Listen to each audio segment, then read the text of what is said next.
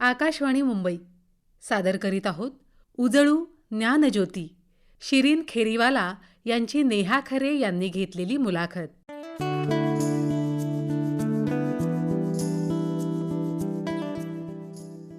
श्रोते, आपल्या सर्वसामान्य जगण्यामध्ये अनेक गोष्टींची उपलब्धता असते, सुबत्ता असते. पण एखादी अडचण आली की मात्र आपण हार मानतो आणि काही वेळेला ध्येयाचा पाठलाग करणं सोडूनही देतो. परंतु समाजात अशीही काही ध्येयवेडी माणसं आहेत जी स्वतः दृष्टीहीन असून इतर दृष्टीहीन बांधवांच्या आयुष्यामध्ये प्रकाश आणण्याचं काम करतायत.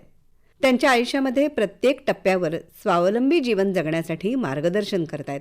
तर आज आपण अशाच एका मैत्रिणीला आमंत्रित केलेलं आहे जी खऱ्या अर्थाने इतरांच्या आयुष्यामध्ये आणि समाजामध्ये ज्ञानज्योती उजळते आहे. भेटूया शिरीन खेरीवाला यांना. शिरीन, नमस्कार. नमस्कार मॅडम. शिरीन खेरीवाला यांना जन्मतः दृष्टी कमी होती. पुढे 20व्या वर्षापर्यंत त्यांना थोडंफार दिसत होतं. त्यानंतर मात्र पूर्णपणे त्या दृष्टीहीन आहेत आणि गेली 10 वर्ष समुपदेशक म्हणून आयवे हेल्प डेस्क प्रोजेक्टमध्ये त्या कार्यरत आहेत. शिरीन खेरीवाला यांनी समाजशास्त्र विषयामध्ये ग्रॅज्युएशन आणि पोस्ट ग्रॅज्युएशन म्हणजे पदवी आणि पदव्युत्तर शिक्षण घेतलेलं आहे. आज अनेकांना शिक्षणासाठी आणि स्वावलंबनासाठी त्या प्रेरित करत असतात. शिरीन, सगळ्यात आधी स्वागत तुमचं आमच्या कार्यक्रमामध्ये. धन्यवाद मॅडम.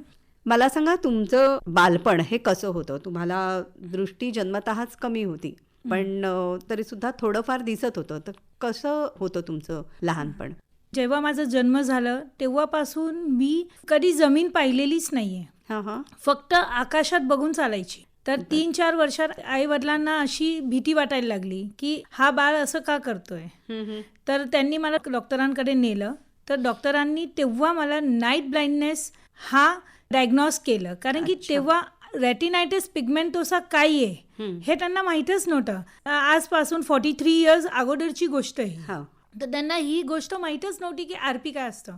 तर त्यांनी तेव्हा नाईट ब्लाइंडनेस सांगितलं आणि तेव्हा त्यांनी हे सांगून टाकलं होतं की जसं जसं तिचं वय होत जाईल तर तिचं डोळ्यांचं कॉन्टॅक्ट ब्रेन बरोबर सुटत जाईल आणि ती पूर्णपणे ब्लाइंड होईल, दृष्टीहीन होईल. तर हे एक्सेप्टन्स आम्ही तेव्हापासूनच एक्सेप्ट केलं होतं. म्हणजे माझ्या आईनी मला नेहमी हे एक्सेप्ट करायला लावलं. अच्छा. की तुला उद्या दिसणार नाहीये तर आजपासून त्याची तयारी करायची.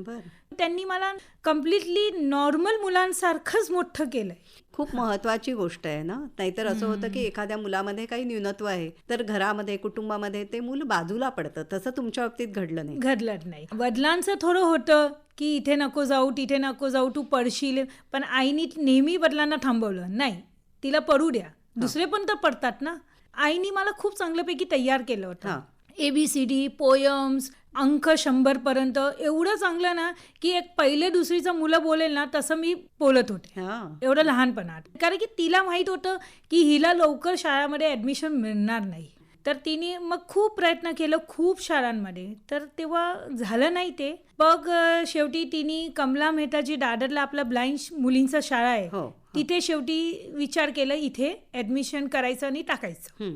झालं, सगळं ॲडमिशन प्रोसेस झालं होतं. पण शेवटी एक शाळा मिळाली, सेंट अँथनी म्हणून स्कूल आहे पुण्याला. तिथे तिने मला टाकलं कारण की माझा जन्म पण पुण्यातच झालेला आहे. बरं, अच्छा. मी पुण्यातलीच आहे. तर तिथे तिने मला ॲडमिशन घेतलं आणि जेव्हा आम्ही इंटरव्ह्यूसाठी गेलो होतो तर तेव्हा म्हणजे ते सिस्टर आणि फादर एवढे इम्प्रेस झाले होते ना ते मला एवढं बोलताना. म्हणजे त्यांनी 1-2 नंबर सांगितलं की मी 100 पर्यंत बोलून सुटले. हुशार आणि चुणचुणीत मुलगी आली आहे समोर विद्यार्थिनी म्हणून. तर त्यांनी दिलं आणि म्हणजे मी त्यांची एवढी फेवरेट स्टुडंट होती की रोज सकाळी ते वाट पाहिजे माझी की मी शाळेत गेली की मला शेजारी घेऊन ब्रेकफास्ट करायची. अच्छा. म्हणजे प्रेमाने शाळेमध्ये तुमचं पण खूप शिक्षण झालं. 8वी पर्यंत तिथेच शिकले कारण की ती शाळाच 8वी पर्यंत होती. नंतर मला कॉन्व्हेंट शाळेत जायला लागलं. तिथे थोडी अडचणी आली कारण की ब्लाइंडसाठी काय फॅसिलिटीज आहे ते काहीच मला माहीत नव्हतं. मी ब्लाइंड आहे फक्त हेच माहीत होतं. आणि आई वडिलांना पण एवढं माहीत नव्हतं कारण की त्यांचा आसपासच्या एरियामध्ये कुणी तसं नव्हतंच. तेव्हा आली अडचणी, बोर्डवरचं दिसायचं नाही. तुम्ही जेव्हा मोठ्या वर्गात आपण जातो तर काही टीचर्स तुमच्या शेजारी बसून तुम्हाला शिकवणार नाहीये. बरोबर. तर आल्या अडचणी, मैत्रिणींचे शेजाऱ्यांचे बुक्स घेऊन जायची, घरी अभ्यास करायची, उन्हात बसून असं असं करत 9वी 10वी चांगल्या टक्क्याने पास केली. मग आझम कॅम्पस म्हणून आबेडा कॉलेज आहे पुण्याला, बर. तर तिथे मी 11वी आणि 12वी MCVC म्हणून एक कोर्स असतो, ते क्रॅश अँड प्री स्कूल मॅनेजमेंटचं कोर्स होतं, ते केलं. बरं. कारण की मला कसं ना काहीतरी वोकेशनल करायचं होतं. दुसऱ्यांसारखं असं नाही की बाई 11वी 12वी फक्त नॉर्मली करायची, तसं नव्हतं माझी एम. व्यावसायिक प्रशिक्षण हवं होतं. येस, हां. कारण की माझं एक एम होतं लाईफमध्ये. त्याच्यानंतर ग्रॅज्युएशन सोशिओलॉजी आणि पोस्ट ग्रॅज्युएशन पुणा युनिव्हर्सिटीमधून केलं, समाजशास्त्र विषयामध्ये. येस. पण मग तोपर्यंत पुस्तकं ब्रेलमध्ये वगैरे आलेली होती का, ऐकून सगळं? नाही, की कसं? ऐकून पण नाही, ब्रेलमध्ये पण नाही, मग? उन्हात बसून अभ्यास केलेला आहे. हा हा. उन्हात बसायची, म्हणजे उजेडाच्या हा, ह्याच्यात. लिटरली उन्हात, कारण की मला अंधारमध्ये दिसतच नव्हतं. मग बाबांनी काय केलं होतं, ते लॅम्पोस येतं, हा. तर ते त्यांनी माझ्यासाठी 2-2, 3-3 अरेंज केले होते घरात. अच्छा. तर तेव्हा अंधार पडायचं ना, तर तेव्हा ते सगळे माझ्या शेजारी लावून बसायची. म्हणजे ते कम्प्लिटली तुम्हाला एक उन्हात किती उजड हा. पडतं तेवढं उजड त्या लॅम्पनी पडायचं. अच्छा. हं. तर ते तसं करून मी अभ्यास ती केला. पुस्तकं वाचता येणं त्यामुळे शक्य Yes. व्हायचं असं. Yes. हं. हा, खूप अवघड व्हायचं हा, एक्झाम देताना, खूप रिक्वेस्ट करायला, कारण की माहीत नव्हतं ना ब्लाइंडसाठी फॅसिलिटीज, म्हणून त्यांना खूप प्रिन्सिपल्सला हात जोडायला लागायचे की बाबा मला उन्हात बसवा परीक्षा हा. पण देताना. लेखन वगैरे मग स्वतः व्यवस्थित करू सगळे शकायचे? पेपर स्वतःच दिले. अच्छा, रायटर घेऊन नाही? नाही, उन्हात बसून दिले सगळे पेपर, पण खूप रिक्वेस्ट करायला लागली, कारण की अवेअरनेसची कमी होती. बरोबर, अगदी. पण अशा प्रकारे तुम्ही पदवी संपादन केली. Yes, सोडलं नाही मी. हा. आणि आई वडिलांनी सुद्धा साथ दिली या सगळ्यासाठी. आणि खूप माझ्या आईनी तर लिटरली माझं बॅकबोन होते ती. हा, म्हणजे तिलाही हे वाटत होतं की माझ्या मुलीचं कुठे अडता कामा नये. Yes. आणि घरामध्ये सुद्धा तुम्हाला बाकीच्या गोष्टी सुद्धा आईने शिकवल्या होत्या. माझ्या आईनी मला सगळ्याच होम मॅनेजमेंट कम्प्लिटली, हा हा. झाडू मारणं, पोसा मारणं, कपडे भांडे धुणं, सगळंच. आणि स्वयंपाकामध्ये जेव्हा स्वयंपाक सुरू केलं तर तेव्हा पहिल्यांदा तर माझा हात जळाला. बापरे. तर आईला म्हटलं, आई नाही करत उद्यापासून, मी नाही करणार. तर ती म्हणते काही नाही, उद्या पण तुलाच करायचंय. आज हात झालं ना, तुला माहिती आहे कुठे बर्नर आहे, तुझा हात झालं, उद्या नाही हात लावणार तिथे. मग बोट कापलं स्वयंपाक करताना, तर ती म्हटलं काही नाही, सगळ्यांचं कापतं, आमचं पण कापलं होतं. मग एकदा तो दुपट्टा जळलं, तिला सांगितलं आई दुपट्टा जळाला, नाही करत स्वयंपाक. ती म्हणते काही नाही, दुपट्टा घालू नको. ती माझ्यासाठी एक स्ट्रिक्ट टीचर होती, कडक शिक्षिका होती. Yes. आणि तिने घडवलं खऱ्या अर्थाने. येस. आणि आज असं आहे ना मॅडम की तिने जे घडवलं, आज मी टोटली ब्लाइंड लोकांना स्वयंपाक शिकवते. अच्छा. त्या स्ट्रिक्टनेसनी, त्याच कडकपणाने. आता तुम्ही समुपदेशक म्हणून आयवे प्रोजेक्ट जे चालतं, तर हे कुठे काम आणि कशा पद्धतीने करताय ते सांगा. हा प्रोजेक्टचं जे पॅरेंट फाउंडेशन आहे ते आहे दिल्लीला, स्कोर फाउंडेशन म्हणून. बर. हा प्रोजेक्ट त्यांनी सुरू केला होता 2005 पासून. तर ते रेडिओ शोज होते, ये है रोशनी का कारवा, आणि TV सिरियल चालत होता नजर नजरिया. बरं. हां, तर त्याच्यानंतर त्यांना पण असे कॉल्स यायला लागले, तर त्यांनी एक विचार केला की आपण एक टोल फ्री नंबर सुरू करावा. तर त्यांनी हा टोल फ्री नंबर सुरू केला, जे आहे आता 88-40-4334. हा नंबर सुरू केला. आणि मग त्यांनी आता त्यांच्याकडे खूप कॉल्स वेगवेगळ्या राज्यांनी यायला लागले, ज्यांना सगळ्यांनाच हिंदी येणं शक्य नाहीये. कारण की जेव्हा जे रुरल एरियामध्ये राहतात ते सगळेच बिचारे हिंदी इंग्लिश या भाषा बोलत नाही. तर ह्यांच्याशी जर संपर्क साधायचा असेल तर कसं बोलायचं. तर त्यांनी विचार केला की आपण दर एक राज्यामध्ये एक एक सेटअप करावं. तर त्यांनी व्हिक्टोरिया मेमोरियल शाळामध्ये त्यांनी हा सेटअप केला, आणि ते व्हिक्टोरिया मेमोरियल शाळांनी हा प्रोजेक्ट सुरू केला 2017 मध्ये. अच्छा. आणि त्या दिवसापासून ह्या प्रोजेक्टशी मी जुडलेली आहे. म्हणजे आता जवळजवळ 9-10 वर्ष तुम्ही हे काम करताय. तर कशा पद्धतीने हे काम चालतं आयवे हेल्प डेस्कचं? हां, फर्स्ट ऑफ ऑल तर पॅन इंडिया प्रोजेक्ट आहे. हे एक हेल्पलाईन आहे. इथे लोक आम्हाला कॉल करतात किंवा ते लोक आम्हाला मेलच्या द्वारानी पण आम्हाला भेटू शकतात, संपर्क साधतात, किंवा आम्हाला व्हिजिट सुद्धा करू शकतात व्हिक्टोरिया मेमोरियल शाळामध्ये. इथे आम्ही त्यांना काउन्सिलिंग, गायडन्स आणि इन्फॉर्मेशन प्रोव्हाइड करतो. तर ते जे त्यांच्या लाईफमध्ये कधी कधी काय होतं की जे आपण ब्लाइंड झालो तर आपण काय करायचं पुढे त्यांना माहीतच नसतं, कम्प्लिटली डिप्रेशनमध्ये जातात. तर त्यांच्याशी आम्ही बोलतो, कारण की जेव्हा एक माणूस डिप्रेशनमध्ये असतो तर त्यांना एक ऐकणारा पाहिजे असतं. बरोबर. तर तेच काम आम्ही करतो. त्यांना खूप शांतीने ऐकतो. हां. मग एक एक एक एक सोल्युशन त्यांना सुरुवात कर. जसं आपण एक बाळाला मोठं करतो तर कसं एक एक पाऊल त्यांना सांगायला सांगतो, तसंच त्यांना आम्ही एक एक एक एक स्टेप त्यांना सांगतो. हां. पहिलं स्टेप येतं त्यांचं रिहॅबिलिटेशन, बरं. की घराच्या बाहेर यायचं आणि रिहॅबिलिट व्हायचं, ज्याच्यामध्ये त्यांना मोबिलिटी शिकवली जाते, बेसिक कम्प्युटर शिकवलं जातं, छोटे मोठे घरातले कामं किंवा बोलण्याची पद्धत, हां. हे सगळं शिकवलं जातं. आणि ह्याचं मेन मोठं काय असतं, की जे जेव्हा तिथे जातात तर त्यांच्यासारखेच दुसरे लोक तिथे आहे. हां. तर त्यांना बघून काय होतं, आत्मविश्वास वाढतो, की जेव्हा हा माणूस करू शकतो मी पण करू शकतो, मी का नाही करू शकत. बरोबर. तर ते मेन आमचं मोठं असतं. म्हणजे ही उमेद त्यांना त्यातून मिळते आणि Yes. आपणही करू शकतो हा आत्मविश्वास सुद्धा त्यांच्यामध्ये आत्मविश्वास, येतो. पण मग अशा मंडळींना स्वावलंबी आर्थिकदृष्ट्या सुद्धा करण्याचं काम या Yes. प्रकल्पातून होत असेल, नाही का? Yes. आता त्यांनी जर शिक्षण सोडलंय तर त्यांना ते शिक्षण पुढे कसं करायचं, हां. रेकॉर्डिंग ऐकून, रायटरच्या मदतीने ते तुम्ही करू शकता. आम्ही एवढं प्रयत्न करतो की त्यांच्यासाठी कधी कधी फॉर्म सुद्धा आम्ही भरतो, ॲडमिशन फॉर्म्स, हां. किंवा त्यांच्यासाठी रायटर सुद्धा अरेंज करायचा प्रयत्न करतो. एवढं त्यांना म्हणजे करून देतो की त्यांनी फक्त मेहनत करून पुढे जायचं. बरोबर. जिद्दीने पुढे Yes. पाऊल टाकणं हे महत्वाचं येस, असतं. त्यांना सोडत नाही जेपर्यंत ते करत नाही मॅडम. अच्छा. एवढं जिद्दीने आम्ही त्यांच्या पाठीमागं पडलेलो असतो. पाठपुरावा करता त्याचा, Yes. की ती व्यक्ती स्वतंत्र आणि सक्षम झाली पाहिजे. Yes. वा, शिरीन, हे तुम्ही सांगताय खरंच खूप आश्चर्य कथा, नवलकथा ऐकावी असं वाटतंय हे. तुमचा पुण्याहून मुंबईला प्रवास हा कसा काय झाला? आजपासून 13-14 वर्षा अगोदर आमची कम्युनिटीचंच एक ग्रुप होता. तर तिथे माझ्या मिस्टरांबरोबर माझी भेट झाली. म्हणजे बोहरी पहिल्यांदा. समाजातली मंडळी. हां, दाऊदी बोहरी समाजमधली आमची कमिटीची ग्रुप होता. सगळेच त्याच्यामध्ये दिव्यांग लोक, ब्लाइंड लोक. अच्छा, बरं. तर त्याच्यामध्ये आमचं भेट झाली एक दुसऱ्यांबरोबर. आणि सडनली आम्ही एक दुसऱ्यांना प्रपोज केलं हां. आणि तेव्हा विचार केलं की आता पुढे जायचं. बरं. हां. पण पुढे तर जायचं आहे तर तिथे एक अडचण अशी होती की माझ्या माहेरीत मला कधी काठी काय आहे हे माहीतच नव्हतं. पण माझ्या मिस्टरांनी तेव्हा एक अट ठेवली होती की मी तुझ्याशी लग्न तेव्हाच करणार जेव्हा तू कम्प्लिटली मोबिलिटीवर इंडिपेंडंट असणार आहे. बरं. अच्छा. कारण की माझ्या घरात तुझ्यासाठी एस्कॉट्स नाहीये. म्हणजे आणखी कोणी माणूस तुला बरोबर देणार नाही, तुझं तुला चालावं लागेल. येस, सगळंच तुलाच करायचंय स्वतःच्या पायावर उभं राहून. तर तेव्हा मी जिद्द ठाणली की नाही आता, कारण की माहीत नव्हतं त्यापर्यंत ठीक होतं, पण जेव्हा माहीत पडलं तर का पाठीमागं राहायचंय. तर तेव्हा जिद्द ठाणली आणि मोबिलिटीची ब्लाइंड फोल्डमध्ये ट्रेनिंग घेतली.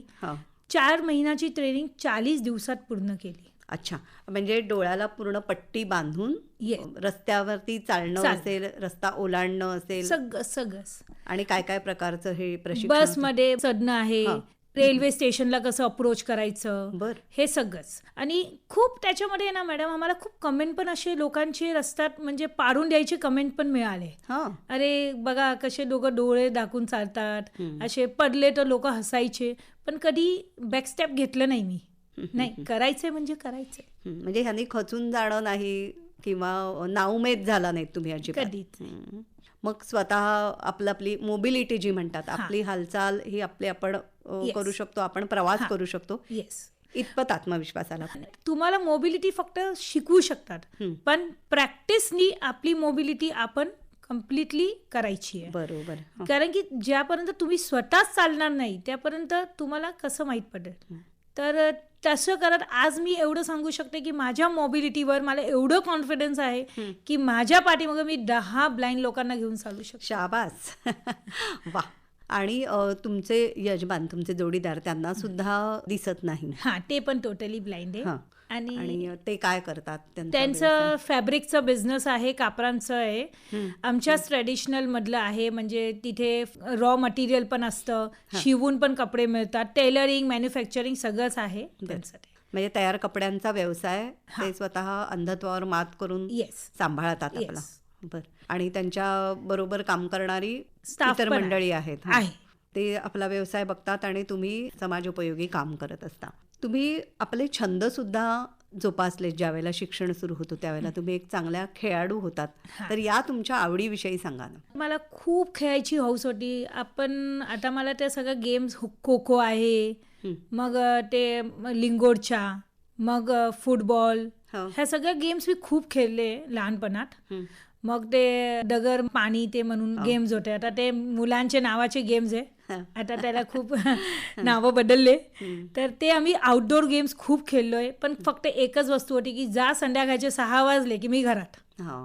कारण काळोख झाल्यावरती मग दिसणार नाही. मग सगळे माझे मैत्री म्हणायचे की का गेली रे? अरे नाही, मी थकले म्हणून नाही येत, असं रिझन होतं त्यांना द्यायला. कारण की त्यांना समजवणं खूप कठीण होतं. त्यांना समजवण्यासाठी आपण कितपर्यंत ती वस्तू समजतो तेच इम्पॉर्टंट होतं ना. बरोबर. पण तुम्ही नंतर सुद्धा म्हणजे पूर्णपणे अंधत्व आल्यानंतर सुद्धा तुम्ही खेळाची आवड आपली जोपासताय. अजून पण मी फुटबॉल, क्रिकेट, कारण की दृष्टीहीन लोकांसाठी खेळणे अजून पण आहे. फुटबॉल आहे, त्याच्यामध्ये घुंगरू टाकलेले असतात, तर तुम्ही खेळू शकतात. जिथं जो बॉल गेला की तुम्हाला आवाज येतो, आवाजाच्या माध्यमातून. क्रिकेट खेळू शकतात. मग चेस बोर्ड असतं, चेस बोर्डमध्ये सगळे होल्स असतात, त्याच्यामध्ये कीज फिट करून तुम्ही खेळू शकतात. आज पण खूप असे चेस प्लेयर्स नॅशनल, इंटरनॅशनल लेवलवर पोचलेले. आणि मग मला सॉफ्ट टॉईज बनवायची खूप हौस होती. मी खूप काही सॉफ्ट टॉईज बनवले. माकड, मग duck, teddy bear bags, teddy bear, असे खूप टॉईज बनवलेले. मग मी बॅग तर मी आज पण बनवते. मॅक्रॉनची बॅग्स असतात, पार्टी बॅग्स म्हणून म्हणतात त्याला. ते स्वतःच्या हाताने बनवते आणि मग पॅकिंग करून बाहेरून घेते. ते आज पण करते. ते तर छान माझं आज पण आहे. कधी पण मी म्हणजे मला असं बोर होत असेल तर ते असेल, किंवा माझं किचन. किचन तुम्हाला आजही आवडतं आणि खूप तुम्ही वेगवेगळे प्रयोग स्वयंपाकघरामध्ये करत असता. टेन्समध्ये केव्हा पण असले ना, तर ते सर्वात माझं टेन्स कमी करायचं, तेच एक मोठं माझ्यापर्यंत अपॉर्च्युनिटी असते, नवीन रेसिपी. बरं. आणि आज अत्यंत आनंदाने तुम्ही हे अंधत्व स्वीकारलेलं आहे. त्याच्या आधी 20व्या वर्षापर्यंत जवळजवळ तुम्हाला दिसत होतं थोडंफार तरी दिवसा उजेडी, पण हळूहळू हे दिसणं कमी झालं. त्यावेळेला नैराश्य नाही का आलं? काही काळ नाही आलं, कारण की त्याची तयारी मी लहानपणापासून केलीच होती. आणि मला आनंद हे होतं ना मॅडम, की जे 20 वर्षात मी जे जगले, तर त्याचा आनंद मला अजून पण माझ्या मनात सगळं आहे. की बाबा ठीक आहे, 20 वर्षापर्यंत तर मी पाहिलं ना, बस झालं. आज बिना पाहता पण मी सगळंच करू शकते. फक्त एवढंच आहे ना की गाड्या चालू शकत नाही. जेव्हा 20 वर्षपर्यंत तर मी बाईक चालवलेली आहे, पण आज मला तीच बाईक आज दिसत नाही. पण कधीच मला हे वाटलं नाही की नाही बाबा मला दिसत नाही, कधीच वाटलं नाही. त्या सगळ्या चांगल्या आठवणी मनामध्ये साठवलेल्या आहेत आणि त्या साथ सोबत करतात आणि उत्साह देत राहतात. आणि आज पण कुणी आमच्यावर काही कमेंट पास केली तर मी फक्त हसून स्माइल देऊन तिथून निघून जाते. कारण की मला ते कमेंटचं कधी वाईट वाटलंच नाही. किती मोठी गोष्ट आहे हा स्वीकार करणं स्वतः, आणि तुमच्या कुटुंबाने सुद्धा हे सगळं स्वीकारलेलं आहे, म्हणजे माहेरी आणि सासरी दोन्हीकडे. पुण्याहून मुंबईला आल्यावर असा काही फरक जाणवला का दोन्ही शहरांमध्ये? फरक जाणवलं, कारण की मुंबई हा माझ्यासाठी कम्प्लिटली न्यू सिटी होतं. असं माझ्या आईचं माहेर आहे इथे, पण नेहमी आईबरोबरच लहानपणात यायचं, आईचं बोट पकडून चालायचं. तर आपण काही आजूबाजूचं एवढं लक्षात ठेवलं नाही की कुठला रस्त्याने जायचं. पण लग्न करून जेव्हा इथे आले तर थोडं चॅलेंज होतं की आता इथे जायचंय, तर थोडं भीती असायची मनात, कसं जायचं. माझ्या बिहाफनी मला नेहमी एकच वस्तू सांगितलं की घरातून निघलीये म्हणजे तिथे पोचेल. अच्छा, बस हे ठरवून बसायचं की आपण निघलोय म्हणजे आपण पोचणार आहे. निश्चय पक्का. आणि टेक्नॉलॉजीला यूज करायला चांगल्याच पैकी शिकले होते, म्हणून टेक्नॉलॉजीच्या मदतीने एक्सप्लोर करत करत पोचायची. कशा पद्धतीने तुम्ही तंत्रज्ञान आत्मसात केलं? म्हणजे आज सुद्धा मोबाईलमध्ये अनेक ॲप्स आहेत तुमच्या की जी अंध व्यक्तींना उपयोगी ठरू शकतात, त्यांच्याविषयी थोडी माहिती सांगा ना. खूप ॲप्स आहे, जसं फिरण्यासाठी पण गुगल मॅप आहे. मग तुम्हाला काय परचेस करायचं असेल तर त्याच्यासाठी काय काय सोशल मीडियावर खूप काही असे ॲप्स आहे जे ब्लाइंडसाठी ॲक्सेसिबल आहे. तर त्याच्या मदतीने आम्ही करून घेतो. जेव्हा काही जेवण बुक करायचं असेल तर असे खूप ऑनलाईन प्लॅटफॉर्म्स आहे, त्याच्या मदतीने आम्ही म्हणजे बाहेरून काही मागवायचं असेल, खरेदी करायची असेल तर तेही करता Yes, तुम्ही. करून टाकतो, कारण की सगळेच क्वाईट ॲक्सेसिबल ॲप्स आहे. हा. आणि कधी कुठे काय अडचण झाली तर कुठे कुणाची मदत घेऊन टाकायची. काही वेळेला या अंध व्यक्ती मी पाहिलंय की एखाद्या समारंभामध्ये फोटो काढत असतात, तर ते सुद्धा काही ॲपच्या मदतीने त्यातनं हा. काही माहिती हा. मिळवतात का? त्याच्यात पण ॲप आहे, त्याच्याने तुम्ही व्हिडिओ क्लिक करू शकतात. खूप लोक अंदाजानी पण क्लिक करतात. हं.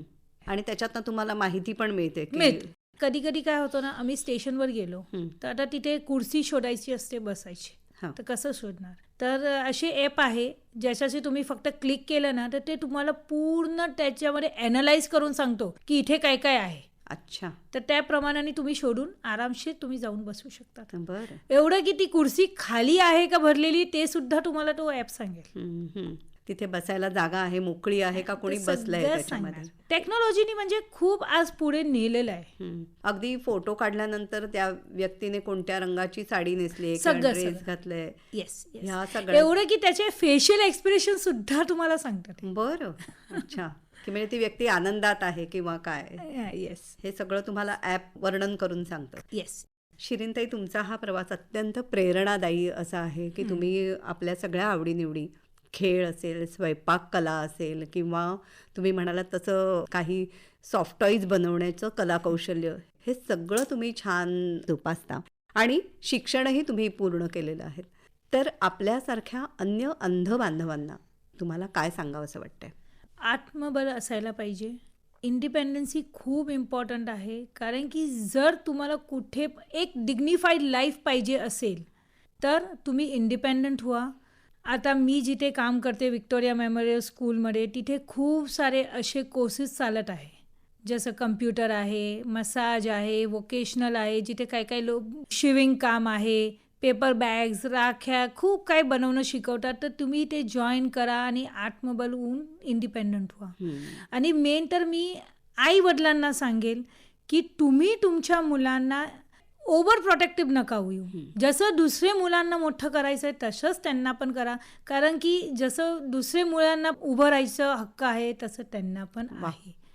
कारण की ज्यापर्यंत माणूस पडत नाही तो उभं राहू शकत नाही. त्याच्यासाठी पडणं आणि होलाचा अंदाजा येणं खूप गरजेचं असतं. म्हणजे अडखळणं, पडणं हे सर्वसाधारण मुलांच्या बाबतीत जसं आहे तसंच ते अंध, दिव्यांग यांच्या बाबतीत सुद्धा स्वीकारलं पाहिजे आणि त्यांनाही आत्मनिर्भर होण्यासाठी संधी दिली पाहिजे. शिरीनताई, तुम्ही अंध बांधवांसाठी स्वयंपाक कसा करायचा ह्याचं एक कार्यशाळा घेतली होती, तो अनुभव कसा होता त्याविषयी आम्हाला सांगा ना. जेव्हा मी ह्याचं प्रोमो केला होता तर तेव्हा खूप लोकांचं माझ्याकडे त्याची लिस्ट आली होती, विचारणा झाली होती. पण एवढं मोठं बॅच घेणं, कारण की तो पण माझा पहिला प्रोजेक्ट होता आणि बीन अ टोटली ब्लाइंड, बरोबर, तर थोडं कठीण होतं. तरी पण ते चॅलेंज घेतलं. एक एस्कॉट माझ्याबरोबर, माझ्याच VMS मधून, आमच्या लायब्ररी डिपार्टमेंटमधून एक मॅडमला घेतलं होतं ॲज अ एस्कॉट, कारण की खूप गरज आहे ना. बरोबर. कारण की त्या मुलांचं नुकसान नाही व्हावं ते लक्ष ठेवणार का. आणि मग सुरुवात केली. सुरुवात रेग्युलेटर गॅसला कसं लावायचं तिथून सुरू केली. अच्छा. त्यांना नाही लावता आलं. मॅडम नाही येत. का नाही येत? मला येतंय ना, तुम्हाला पण यायलाच पाहिजे. तर असं प्रकारांनी मग त्याच्यानंतर चा बनवायला शिकवली. 2-3 मुलांनी सगळं चा आणली पण बाहेर. झालं ते सगळं, कारण ते फर्स्ट स्टेप आहे, सगळंच होतं. तर तसं प्रकारे मग त्याच्यात त्यांना टिप दिली मी की ब्लाइंड लोकांसाठी एक टिप अशी असते की जे तुम्ही स्वयंपाक कर, लक्ष ठेवा की तुमचं भांडं थोडं मोठं ठेवा दुसऱ्यांपेक्षा.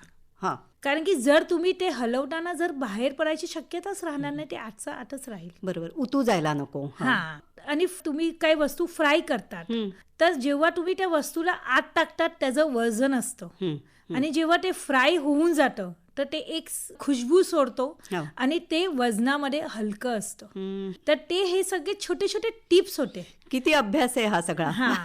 मग डाळाची पेचान कशी तुम्ही करणार, तुवर डाळ कशी असते, सगळे मसूर डाळ, सगळे कसे असतात प्रकार, ते स्पर्शाने ओळखायचं. मसाले खुशबूनी, म्हणजे वासन, त्याचा सुगंध आहे त्याच्यानी ओळखायचं. आणि तुम्ही आता गॅसवर भांडं आहे, ऑब्व्हियसली तुम्ही भांड्याला हात नाही लावणार कारण की गरम आहे. त्याच्यात मसाला ओतायचा आहे, कसं ओतणार, की कुठे चमचा ठेवायचा आणि चमच्याच्या अंदाजाने ते मसाला आत टाकायचं, ते टिप दिली होती त्यांना. बर.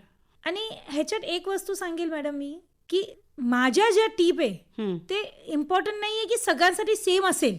सगळ्यांनी आपले टिप स्वतः काढायचे असतात. बरोबर. पण एवढं आहे की तुम्हाला एक हे मिळेल की ह्याच्यामधून मला दुसरं टिप कसं शोधता येईल. एक आपण म्हणू ज्याला बेसिक गायडन्स ज्याला येस, म्हणतात. Basic guide. हा, तो तुम्ही दिलात. आणि त्याच्यात ना किती जण शिकले स्वयंपाक करायला? पूर्ण टोटली जे 8 लोक तर सगळ्यांनीच शिकलं. वा आणि सगळ्यांनी त्याचा उपयोग कोविडमध्ये खूप केला. वा. आणि कोविडमध्ये पण मी ऑनलाईन सेशन्स घेतले होते. हा. जे लोक बिचारे फसले होते आणि ज्यांना नाही जमलं त्यांना माझे कॉन्टॅक्ट नंबर कुठून कुठून मिळाले आणि त्यांना मी सिंपल वस्तू, मसाला भात कसं बनवा, कारण की जे सोपं असतं, ज्याच्यात कुणाची गरज नाही जास्त वागत, ते सगळं शिकवलं. चिरणं मी समोर नाही, म्हणजे त्या माणसाला चिरणं कसं शिकवायचं, त्यांना ते प्रोसेसर आहे, ग्राइंडर्स आहे, त्याच्या मदतीने तुम्ही करू शकतात. हे सगळं खरंच कमाल वाटते ऐकूनही, की म्हणजे वेगवेगळी जी उपकरणं आहेत, साधनं आहेत, त्यांचा वापर योग्य पद्धतीने केला तर स्वयंपाक करणं सुद्धा शक्य आहे. हा विश्वास तुम्ही त्यांच्या मनामध्ये निर्माण केला. येस. अंधत्व किंवा कुठच्याही प्रकारचं दिव्यांगत्व असेल तर त्यावर मात करणं हे कठीण असतं, आव्हानात्मक असतं, हे तर निश्चित. पण एक महिला म्हणून तुम्ही आपल्या अंध भगिनींना काय सल्ला असेल तुमचा? त्यांच्यासाठी माझा एकच सल्ला आहे की तुम्ही ज्यापर्यंत तुमचं इंडिपेंडंट लाईफ होत नाही किंवा तुम्ही एक डिग्निफाईड लाईफ जगत नाही, कारण की तुम्ही डिसेबल आहे, त्या समाजामध्ये पहिलंच थोडं हे असतं की आपण डिसेबल आहे. पण त्याच्यामध्ये पण जर आपण घरातच राहिलो, काहीच करू शकलो नाही, तर मग आपली परिस्थिती कशी असेल ते सांगताच येणार नाही.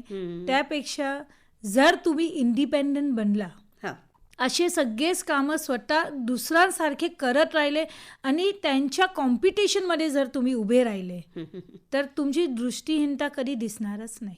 म्हणजे स्वावलंबन हे महत्वाचं आहे, तर तुम्ही सन्मानाने जगू शकता आयुष्य, असं म्हणता येईल. हां, म्हणता येईल, कारण की तुमच्या नावानेच जग तुम्हाला ओळखायला पाहिजे. असं नाही की हा ह्याची मुलगी आणि हा ह्याची बायको. तुमचं स्वतःचं नाव असायला पाहिजे. मला वाटतं तुमच्या जोडीदाराने तुम्हाला असंच आव्हान दिलं होतं ना, आणि ते तुम्ही कसं पूर्ण केलं सांगा.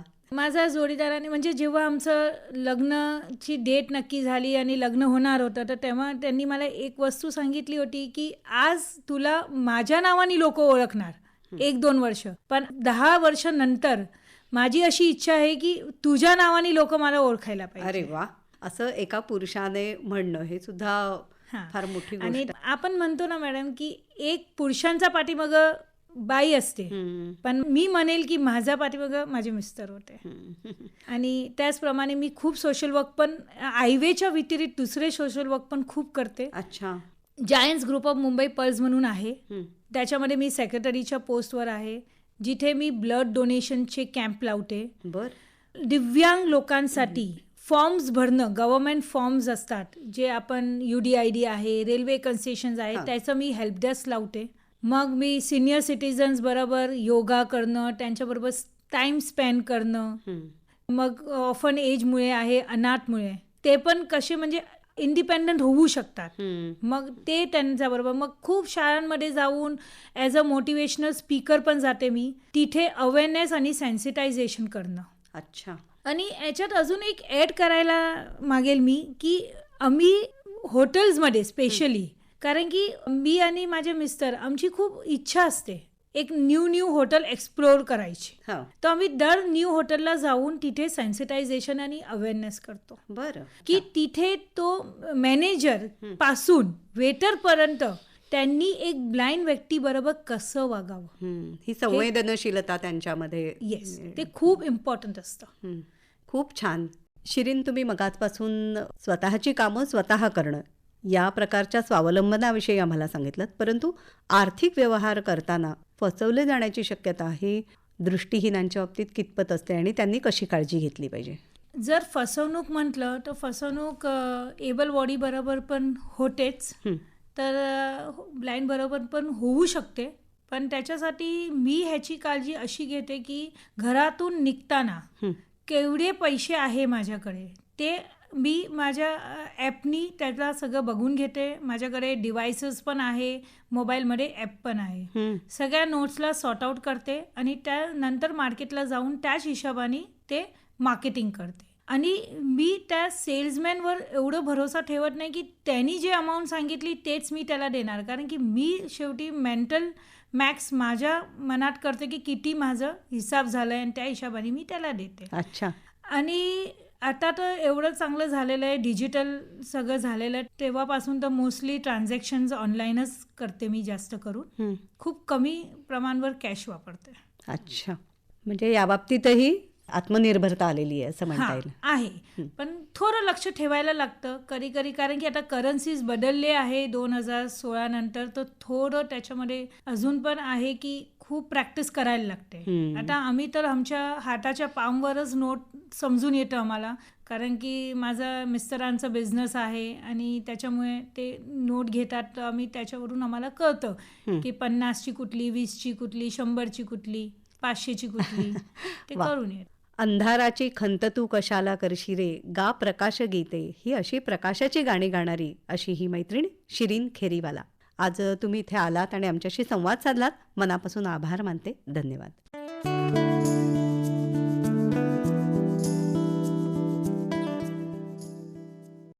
श्रोतेहो, उजळू ज्ञानज्योती शिरीन खेरीवाला यांची नेहा खरे यांनी घेतलेली मुलाखत आत्ताच आपण ऐकली. या कार्यक्रमासाठी निर्मिती सहाय्य केलं होतं चेतना झांजे हिने आणि सादरकर्त्या नेहा खरे. ही आकाशवाणी मुंबई केंद्राची निर्मिती होती.